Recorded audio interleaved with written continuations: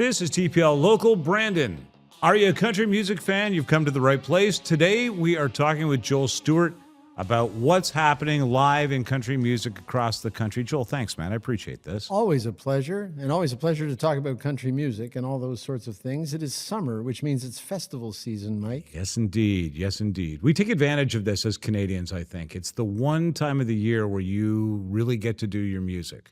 Well, you know, and it is a lot of the festivals, especially in Western Canada, are part of the calendar of the people who attend the festivals. Right. You know, when I was at CMT, we used to cover the Craven Country Jamboree every year. And it didn't matter if there was a rider game on, people would still come to the festival. It's now called Country Thunder, and it's a beautiful setting. But the people who go there, that is what they plan for all year. And it's a shame they don't remember anything after Friday night. I think that there's a good reason for that, and I think it's a part of the fun as well. Yes. Who are we going to see this summer that might be some of the highlights? I think on some of on the Country Thunder routing, which is there's a Country Thunder in Winnipeg, there's a Country Thunder in Saskatchewan, there's a Country Thunder in Calgary. Some of the names change, but one of the bigger draws is Lainey Wilson, who a great singer, but she's also known from the TV show Yellowstone and all that kind of stuff. Yeah. And she recently married a fella who was a former backup quarterback for the Ottawa Rough Riders, or the Ottawa Red Blacks. No, really. All roads lead to the CFL. Isn't that something? Anyway, yeah, in your world they do, don't they? Yes, they really do. Super fan. Lainey Wilson will be the big draw. And then there's all kinds of other. I think Motley Crue is at Country Thunder in Winnipeg, and I think they call it Rockin' Thunder or something. They changed the night or something like that.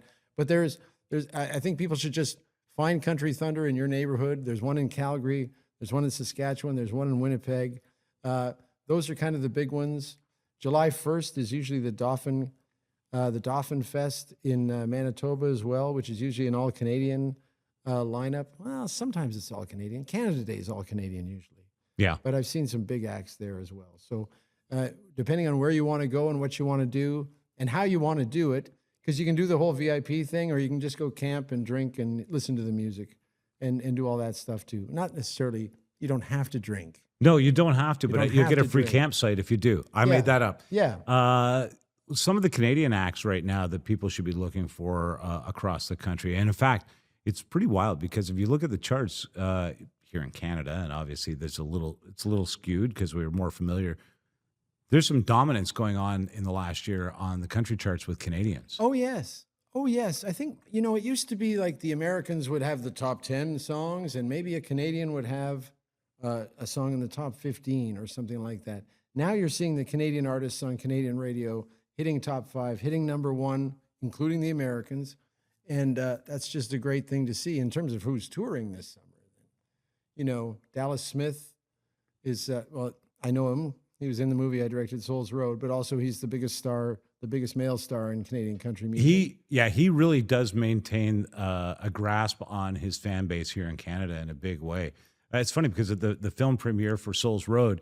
I mean, he was a popular guy on the streets, man. Oh, man. Just standing there for a few moments. It didn't take long to get a crowd of fans that were dedicated. Yeah, we're in Dallas's orbit, and he puts on a great show and all that kind of stuff. And then I think in the fall he's touring his Default, his old band as well.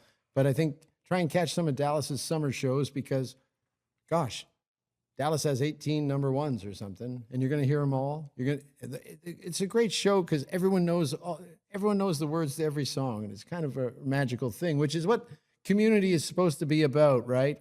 It's the thing we didn't have during the pandemic. We didn't have that ability to share our love of something with a total stranger. You know, and I think people are just now, maybe I'm wrong about this, and maybe you're finding this in your own life, people are now just getting back to being out and taking live.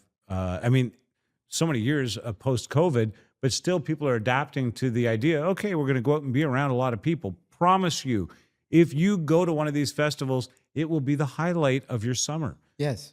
There's really no two ways. Yeah. That's why they plan it every year. That's what are we doing again next year? We're doing the exact same thing with the exact same people. And man, that is not stale. That is not lame. It's awesome, actually. One of the other venues that you and I kind of touched on when we were chatting before this is Stampede, which has an amazing lineup of acts every year. You know, the Nashville North tent that they have every year, which is usually one or two bands every night, and you got to get there a little early and you got to get in there. But every different night of the week, they will have a superstar from our country, usually Canadian, some baby American acts too, but you will know the songs from the radio. You will enjoy that environment. And that is the heart of cowboy country, of course, as everyone knows. And I know you say, Toronto guy talking about his heart. I lived there for 15 years. It's okay, Joel. No, we believe you. You're legit. CMT and all that. Contains comments which may be triggering.